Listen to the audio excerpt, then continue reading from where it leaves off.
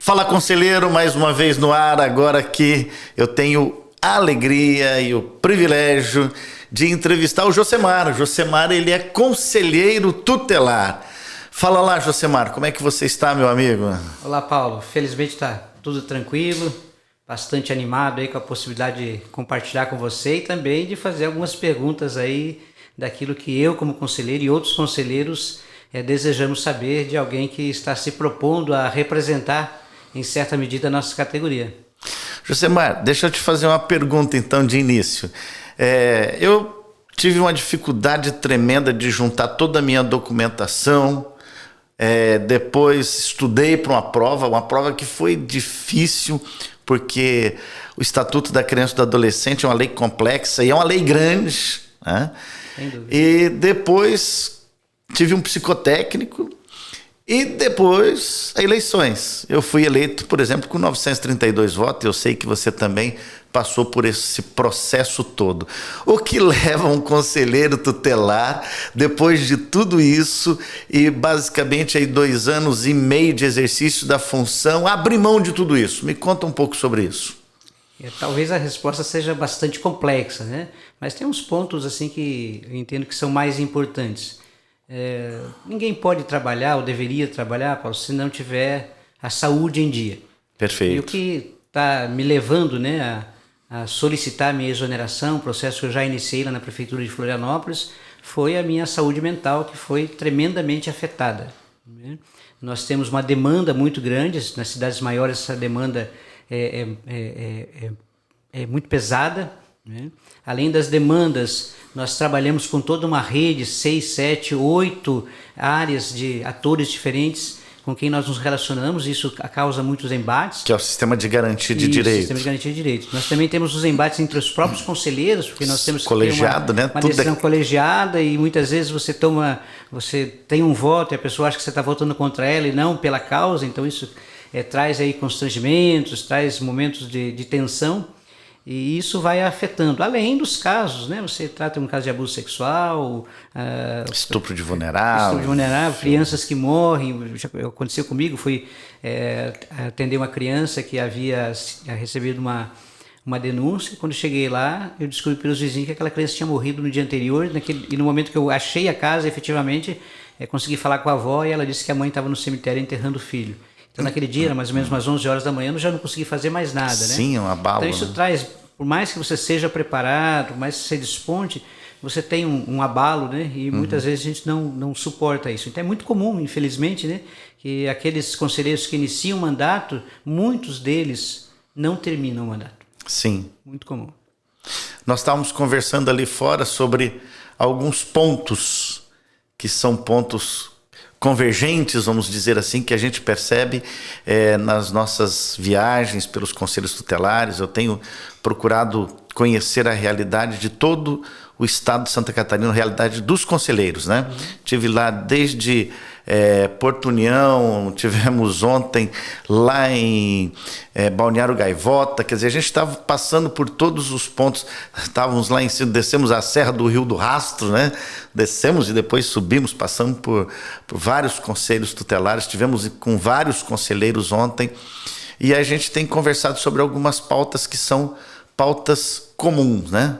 E você trouxe, acho que 3 pautas para a gente comentar, né? A primeira questão, ela até tem a ver com o fato da saída de muitos conselheiros, né? Sim, sim. O trabalho ele precisa ser digno, mas o trabalhador precisa ser bem remunerado. Até a Bíblia diz, né? Digno é o trabalhador do seu salário. Seu salário. E uma das questões que nós vemos é isso, né? Nós temos aí talvez 60%, 70% dos conselheiros tutelares aqui em Santa Catarina, e eu acredito que a proporção no Brasil talvez seja maior, que ganham apenas um salário mínimo. Salário mínimo. Descontado ali os INSS e outros descontos, o conselheiro recebe R$ 1.079. R$ 1.079. Então isso é vergonhoso, né? E aí sou eu que pergunto para você agora, né? Você é candidato a deputado, né? Até ontem eu já estava te chamando de deputado pela fé. Pela fé. Eu pergunto, o que um deputado estadual poderia fazer para contribuir para que essa categoria tivesse um salário mais digno, ainda que fosse uma coisa pelo menos inicial para termos, né, algo melhor. E além disso, né, Paulo, nós temos uma questão que em Santa Catarina nós chegamos a ter 1000% da diferença de alguns conselheiros tutelares para esses que ganham um salário mínimo. Então realizam as mesmas atividades com uma diferença de salário enorme. Josemar já veio para me pôr na parede, né? Eu acho que duas coisas é muito importante a gente levar em consideração. Primeiro, que cada município tem uma lei própria. Nós vamos lutar, nós vamos trabalhar para que a gente consiga fazer uma lei, assim como foi mudado e hoje a eleição para o conselheiro tutelar é num dia único em todo o Brasil. Nós queremos também que no estado de Santa Catarina a legislação que é municipal, mas que ela tenha a mesma ideia, a mesma formatação, que a gente consiga estabelecer um mesmo espírito em todas as leis do município. E um ponto que é muito importante que a gente entenda também é que nós precisamos pleitear, precisamos batalhar para que o salário do conselheiro tutelar seja no mínimo o mínimo do estado e não o mínimo nacional, tendo em vista que aí estaria em torno mais ou menos de R$ 1.600, mais ou menos, né? Porque tem a questão dos tetos ali, das bases, mas seria em torno disso aí, de uns R$ 1.600. Só isso aí já daria um ganho para o conselheiro tutelar de em torno de 20%. Não é a solução, nós sabemos disso, mas a gente já percebe que isso pode ser algo que a gente já pode lutar de início, de começo. Mas eu quero dizer que todos os meus 4 anos nós vamos lutar para que o salário do conselheiro tutelar possa ser digno da função. Nós em Balneário temos um bom salário, graças a Deus. E a gente sempre procura destacar o quê? Que existe um peso político em Balneário Camboriú. O atual prefeito foi conselheiro tutelar. O Marquinhos Curtis, que é o presidente da Câmara, também foi conselheiro tutelar. A secretária Cristina, que também foi conselheira tutelar. Então, tudo isso gera um conhecimento de causa. Eu digo muito, Josemar, que só quem pisou no chão da fábrica sabe a poeira que dali se levanta, né? Então, a gente tem condição de lutar e nós vamos fazer esse enfrentamento para que o salário do conselheiro tutelar possa ser um salário digno da função que ele exerce. Então, esse também é mais um ponto, né, de saída de alguns conselheiros tutelares. Mas, além disso, Paulo, nós temos dentro do Conselho Tutelar um desgaste emocional, um desgaste psicológico muito grande. Sim, né? Como eu disse no início aqui, eu estou deixando para uma questão de saúde mental. Né? Eu preciso estar bem para cuidar de pessoas e senão as pessoas vão ter que cuidar de mim e eu não vou cuidar bem dos demais. Você teria algum projeto, tem como lutar, implantar, mesmo sendo uma questão municipal, trabalhar pelo Estado, algum tipo de lei que possibilitasse aos conselheiros tutelares, ter o direito de uma assistência psicológica, emocional? Eu vou dar aqui o meu exemplo, Paulo. Eu, em fevereiro desse ano, eu procurei o serviço da prefeitura. Eu procurei o CAPS. E eu fiquei 4 meses no CAPS.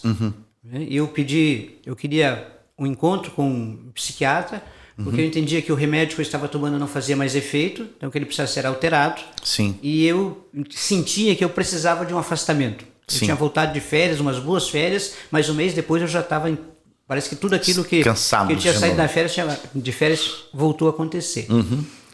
Há como, né, a gente ter essa assistência, porque lá no meu município eu não consegui. Entendi. Eu precisei pagar uma consulta particular com um psiquiatra para que ele me avaliasse, trocasse a medicação e me desse o afastamento. É interessante você falando sobre a questão da função do conselheiro, né? Eu me lembro que quando eu entrei no conselho, quando eu estava de plantão, eu ficava olhando para o telefone, eu não dormia, eu ficava olhando para o telefone ali para ver se ele ia tocar ou não. E às vezes eu ligava no telefone para saber se ele estava funcionando. Essa ansiedade. E uma outra coisa também, às vezes eu nem estava de plantão, às vezes eu estava andando com a esposa, com os filhos, às vezes no shopping, alguma coisa. Tocava o telefone, aquele toque que era o do plantão, eu me apavorava, eu levava sempre um susto, né? Porque a gente sempre parece que naquela iminência de alguma coisa ruim acontecer. Sempre. Né? Sempre pronto para a tarefa, né? Mas isso vai gerando um desgaste emocional, um desgaste físico mesmo, porque eu ficava quase que a noite inteira velando o telefone ali, né? E isso realmente é terrível. Eu vejo assim, aqui em Balneário, os funcionários municipais que são efetivos, eles têm um plano de saúde que é da própria categoria, né? Nós, como conselheiros tutelares, não podemos participar desse plano. Eu vejo que uma das coisas que a gente precisa também fazer esse enfrentamento é, no município que tiver alguma coisa similar, que o conselheiro tutelar também tenha esse acesso, porque senão fica só uma comodidade para o município. Quando é conveniente para o município, o conselheiro tutelar é servidor público. Quando é conveniente para o município, ele é eletivo. Quando é para benefício, é eletivo. Quando é para punição ou qualquer outra coisa nesse sentido, quando é para se enquadrar, para ser enquadrado, melhor dizendo, aí ele é servidor público. Então eu vejo que esse é um dos enfrentamentos que nós queremos fazer. Identificar os municípios que têm esse tipo de serviço prestado e poder fazer parte, se ele assim desejar.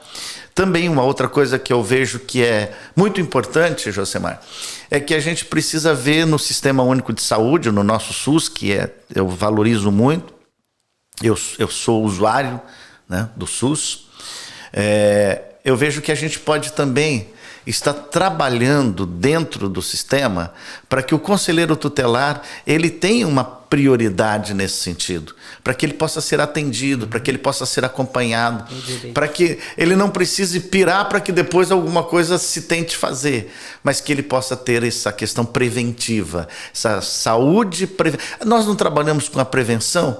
A principal função do conselheiro tutelar não é correr atrás do problema, mas é trabalhar na questão da prevenção. E a nossa ideia também é semelhante, é que a gente consiga ter para o conselheiro tutelar um acompanhamento psicológico preventivo, para que ele possa então ter essa sua saúde mental, sua saúde emocional equilibrada, né? Paulo, obrigado pela sua palavra, e eu acredito que os conselheiros tutelares eles também poderiam contribuir oferecendo a você, enquanto deputado, também oferecendo a Associação dos Conselheiros Tutelares. Eu tenho o privilégio de ser o coordenador ali na Grande Florianópolis, trabalhar na área de capacitação do Estado, de oferecer sugestões. Sim. Porque ele conhece mais, e como são 295 municípios, mais de 1.500 conselheiros, essa multidão de pessoas, na multidão dos conselhos, das ideias, sabedoria, do brainstorm, né? A gente vai conseguir municiar você como deputado para lutar por essas causas, né? Uhum. Que eu entendo que não é uma causa por uma pessoa. Claro, quando claro. você favorece o conselheiro tutelar, de fato, você está favorecendo a criança e o adolescente. Perfeito. E é a eles que o conselheiro tutelar serve. Uhum. Né? Sim, a minha visão como deputado estadual é que a gente consiga ver o município através dos olhos do conselheiro tutelar. Por quê? Porque o conselheiro tutelar ele vai trazer aquilo que está estourando dentro da sede, dentro ali do conselho. Que é o quê? Muitas vezes é a falta de vaga em núcleo de educação infantil, a falta de vaga em creches, em escolas. Hoje nós temos uma grande carência que é a questão dos neuropediatras. Então, essa questão das crianças que têm alguma síndrome autista ou outras, né? Então, assim, e é muito importante que o conselheiro tutelar, ele tem essa visão do que falta no seu município. Muitas vezes o conselheiro ele pensa assim, eu sei o que falta, mas eu não sei o que fazer. E a nossa ideia é que a gente possa ser esse ouvido e depois a voz desse conselheiro. Primeiro, ouvindo o que falta no município. Isso é muito importante. Mas não somente o saber o que falta, é importante que a gente consiga estabelecer esse mecanismo para que a gente possa também levar à solução. Primeiro sempre é o quê? O diálogo, ver com o município, ver o que o município está fazendo, ou o que pode ser feito.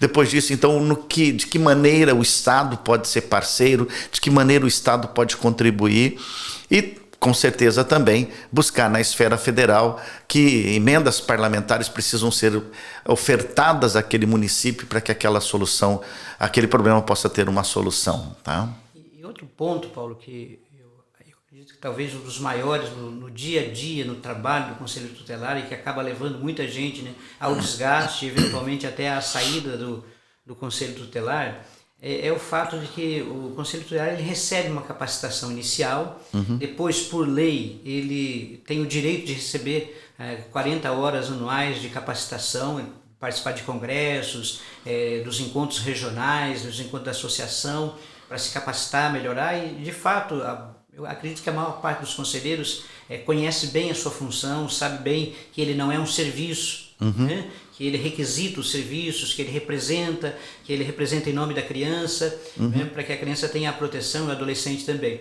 Mas me parece que os demais agentes, os demais atores não compreendem isso.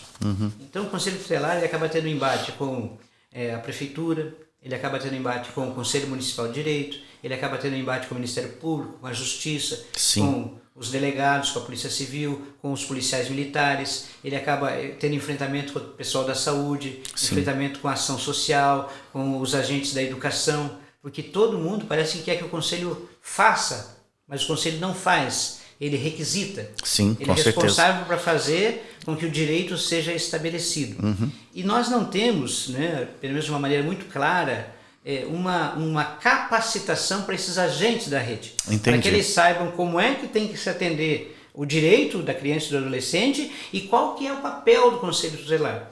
Eu creio que se nós conseguirmos capacitar um pouco a rede, qualificar essa rede, nós teríamos um número menor de saída de conselhos tutelares. E é lamentável, porque um conselho tutelar ele fica 2, 3, 4 anos, às vezes passa para um outro mandato e ele acaba deixando...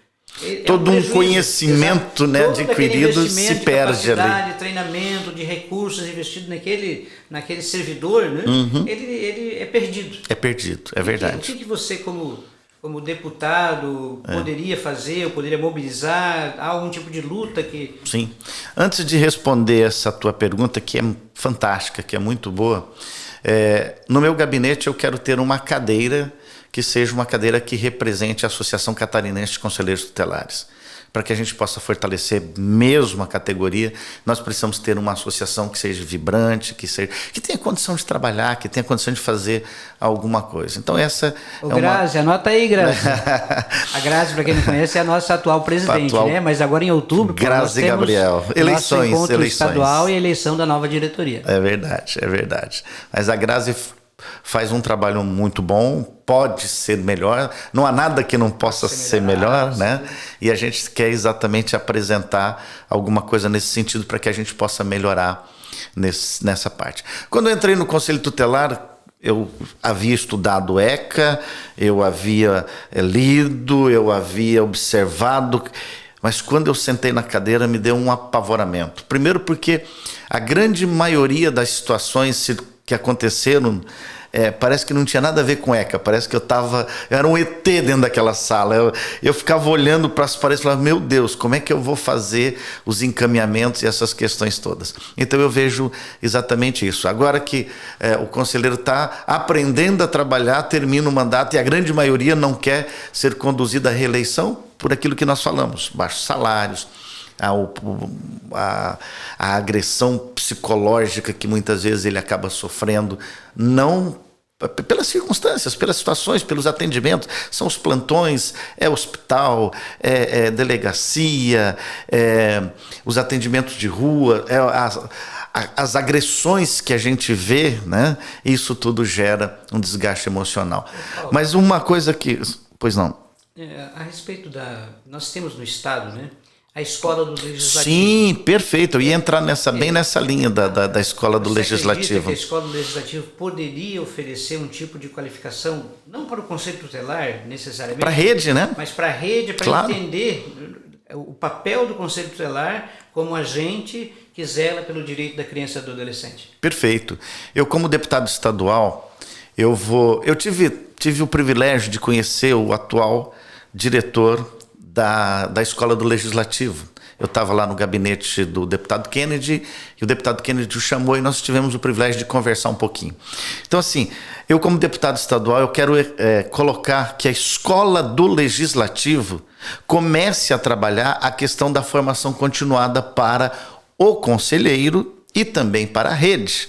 Então, por exemplo, janeiro nós teremos uma capacitação, já vai estar agendado de janeiro a dezembro as capacitações os temas e também nós queremos inserir, mas não somente um convite, entendeu? Mas nós queremos que realmente seja inserido nessas capacitações o quê? A Polícia Militar, a Polícia Civil, as guardas municipais. Nós queremos, por exemplo, assim, que também os agentes do SUAS também possam ser inseridos ali, trabalhando no CREAS, no CRAS, todos esses agentes também têm uma oportunidade, alguns agentes de saúde, muito importante também que a educação também comece a entender como é que funciona toda essa rede de proteção, porque senão fica muito isolado, Josemar. Fica lá a saúde fazendo o seu trabalho e isolada, fica ali a educação fazendo o seu trabalho, mas também de maneira isolada, fica toda a assistência social também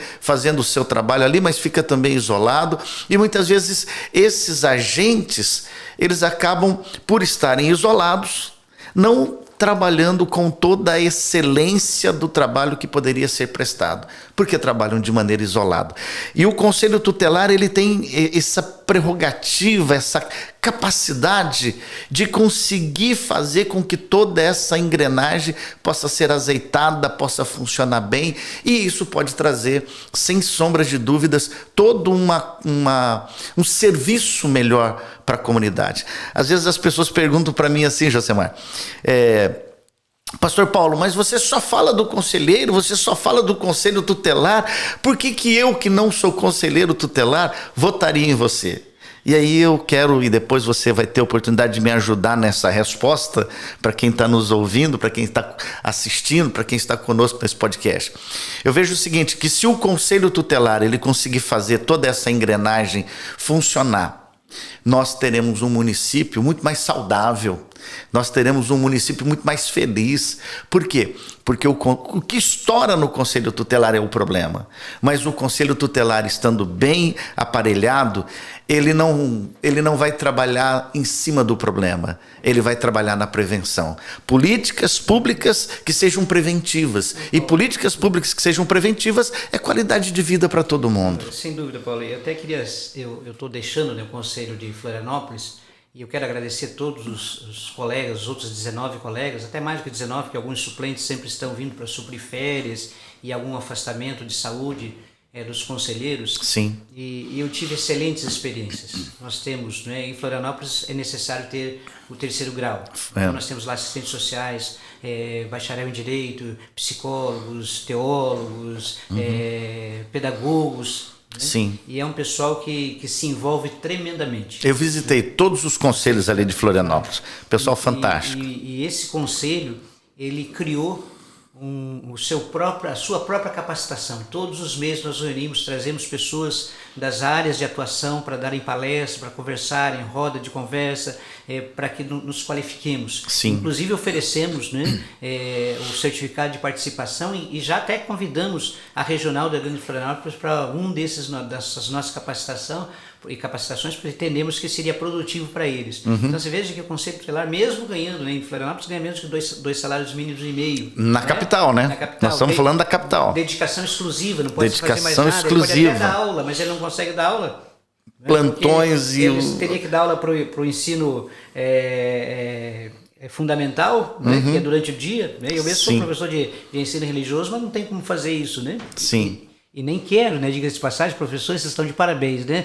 São heróis, ou mais difícil que ser conselheiro tutelar é ser professor, e eu experimentei aí essas duas funções. Eu também fui então, professor. A gente vê que o conselheiro tutelar, apesar de todas as dificuldades, algumas apresentadas aqui, ele se desdobra para fazer o seu melhor. Sim, então, sim. É gente que faz, né, por vocação, por amor, né? Às vezes não aguenta o tranco, como é o meu caso aqui, mas faz com a melhor intenção possível.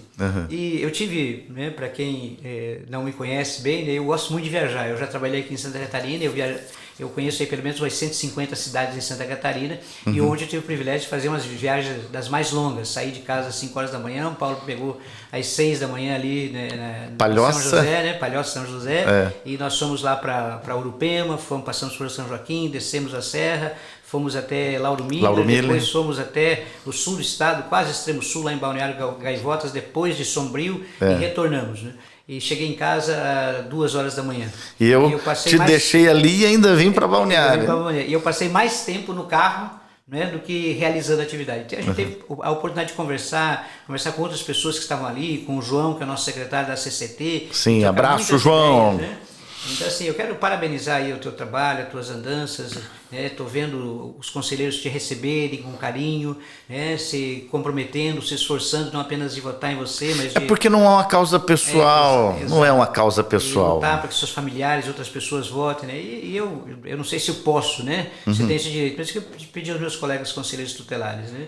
É uma oportunidade que nós temos, não é de eleger alguém, é de mostrar que essa categoria tem o seu valor, que ela tem a sua representatividade e que a categoria precisa mostrar a força que tem. É na categoria que ela está presente em todos os municípios. São poucas as categorias que estão em todos os municípios. Sim.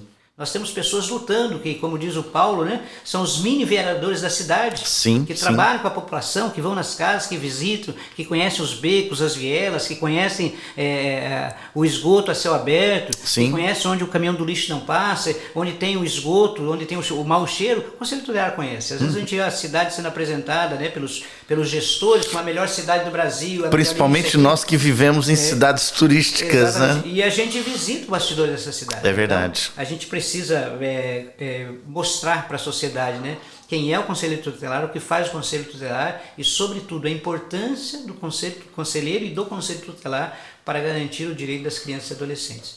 E a gente vê assim, né, você me contou outro dia de uma situação difícil que o seu conselho passou aqui, né? Mas o conselheiro tutelar ele recebe muitas pedradas desnecessárias. É verdade. Porque o pessoal não conhece exatamente a nossa diretoria. Outro dia o delegado a expulsou junto com um PM. Eu tive lá visitando a Márcia depois disso. Né? Ali na Penha.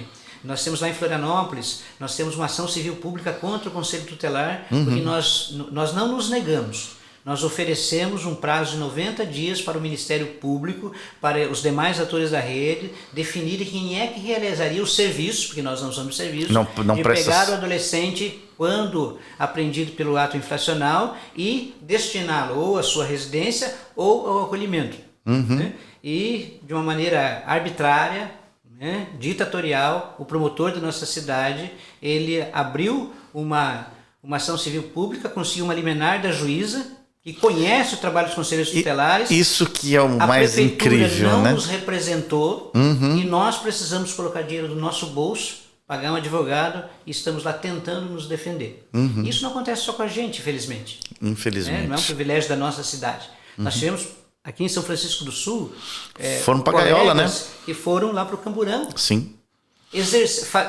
No exercício da função. Nenhum problema se o conselheiro tutelar estivesse errando, se fosse um desacato à autoridade, se ele tivesse não defendendo uma criança, ele poderia ser dado voz de prisão, nenhum problema. Não, ninguém é Deus e ninguém está isento, né, das consequências da lei. Mas não é esse caso. Sim.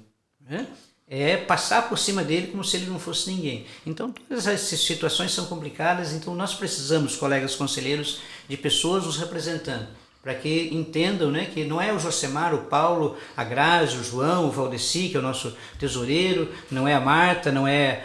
inclusive a Marta está, né, acidentada. Recebeu um acidente, o esposo dela faleceu, vários colegas estiveram lá presentes. O netinho também foi internado. Se recuperando, passou pela... Graças a Deus estão se recuperando bem. E agora recentemente saiu da UTI. Nosso abraço, Marta, para você. E vários colegas, né, têm assim, se empenhado, mas a gente tem sofrido muito. Eu gostaria que nós pensássemos em quem nós somos e aquilo que nós podemos fazer. Então o Conselho Tutelar é um agente social, um importante agente social, que precisa se valorizar e que precisa fazer valer o direito das crianças, tomando posse da autoridade que ele tem. E eu peço aqui aos promotores, aos juízes, aos médicos, aos professores, diretores de escola, aos policiais, delegados, se atentem para o ECA. Sim. Tenham um olhar sensível aos conselheiros tutelares, às conselheiras tutelares, a maioria, são mulheres, né? Nós sofremos risco de vida. Sim, sim. Vocês tiveram uma conquista interessante lá em Florianópolis, né? Você falou aí nessa questão do risco de vida, vocês conseguiram uma vitória interessante. Conta para nós aí, qual foi essa... Já na gestão anterior, Paulo, houve uma busca, né, intensa dos conselhos tutelares e foi concedido o risco de vida 30% sobre o salário determinado no concurso, que... acredito que é 2.900, alguma coisa parecida com isso, parece que teve um aumento, agora é R$3.016. Né? Então isso dá um ganho interessante. Mas quando entrou a nova gestão, nós tivemos que recorrer isso novamente. Né? E aí nós conseguimos um parecer da própria Procuradoria do município que reconheceu o direito. Correto. Mas ainda assim, quando um suplente entra, ele tem que buscar o direito novamente. E o que nós queremos agora, né, nós já estivemos lá na Câmara de Vereadores, já 2 comissões da Comissão de Vereadores estudando, e eles perguntaram o que poderia ser feito e nós pedimos uma revisão na lei. Né? E uma das coisas que a gente vai sugerir que eles coloquem é que esse risco de vida não seja mais alguma coisa que tem que se buscar, mas que seja fundamentado em lei. E já queremos também, Paulo, né? Sim. Porque em vários municípios você é obrigado a ganhar um salário mínimo e dedicação exclusiva. Dedicação exclusiva. Nós queremos também colocar, né, que é direito, em Florianópolis, eu acredito que em todos os municípios, mais 30% sobre isso. Que é uma maneira de você ampliar aquele salário mínimo para que ele tenha um ganho melhor. É uma luta difícil, né? Claro. Mas a Câmara nos recebeu muito bem das 2 comissões, entenderam a voz do Conselho Tutelar, entenderam os nossos clamores, viram quantas e quantas processos administrativos... Tinha um deputado junto com vocês lá, quando vocês foram conversar com os vereadores ou com o prefeito? Não. Tínhamos apenas os vereadores da comissão, 3 vereadores da comissão e mais uma vereadora que não era da comissão, mas foi lá prestar lá apoio à nossa comunidade. E se tivesse um deputado sentado ao teu lado ali, o que você acha? Você acha que seria interessante? Não, sem dúvida. Uma figura do deputado, né, dentro dessa estrutura, né, ele não é melhor do que ninguém, mas ele tem uma posição diferente. Sim. Né, e nós seríamos melhor vistos. Né, haveria uma representatividade maior, né? E todos os anos, né? Sempre tem aquele deputado que, não, vamos ajudar, mas vai para Brasília e esquece de ajudar. Né? A exceção de um deputado, né, que hoje já não é mais deputado, que inclusive trabalhou muito com emendas parlamentares para conseguir carros para o Conselho Tutelar, né? Mas esse carro não é para o conselheiro tutelar. É para o conselho, estrutura do conselho. Exatamente. Né? E eu consegui agora, Paulo, né, nós tivemos infelizmente uma situação muito ruim no nosso Conselho Tutelar, um colega nosso, motorista, ele veio a óbito. Se suicidou, né? Ele cometeu suicídio. E isso abalou né, todo mundo. E nós não estamos aqui imputando nada em relação ao trabalho. Sim, né? sim. Mas eu já estava ali nessa luta minha com a saúde mental. E o nosso prefeito, o atual prefeito, né, o Topazio Neto, ele tem sido sensível. Que bom. Né? E ele tem um canal direto de comunicação com a população. Foi a segunda vez que eu entrei em contato com ele e eu expliquei a situação. Inclusive, aquilo que nós tratamos aqui do psicólogo, eu disse para ele, e ele disse, Josemar, obrigado por você estar falando isso. Ele, por gentileza, envia um e-mail, fale aqui com a minha secretária, agende uma audiência, porque eu quero ouvir você e outros, para que a gente crie um programa de proteção da saúde mental, do acompanhamento emocional dos conselheiros tutelares e dos demais funcionários da prefeitura. Sim, claro. Nós estamos falando aqui do conselheiro porque é o nosso alvo principal aqui, né, o nosso assunto. Mas os assistentes sociais que estão lá na rua, trabalhando com crianças e tal. Aqui nós temos um programa chamado Abraço ao Servidor, que faz esse monitora a saúde emocional dos funcionários públicos e entra com Isso, inclusive, Paulo, é uma área que você pode, né, estando lá na Assembleia, fazer muito, né?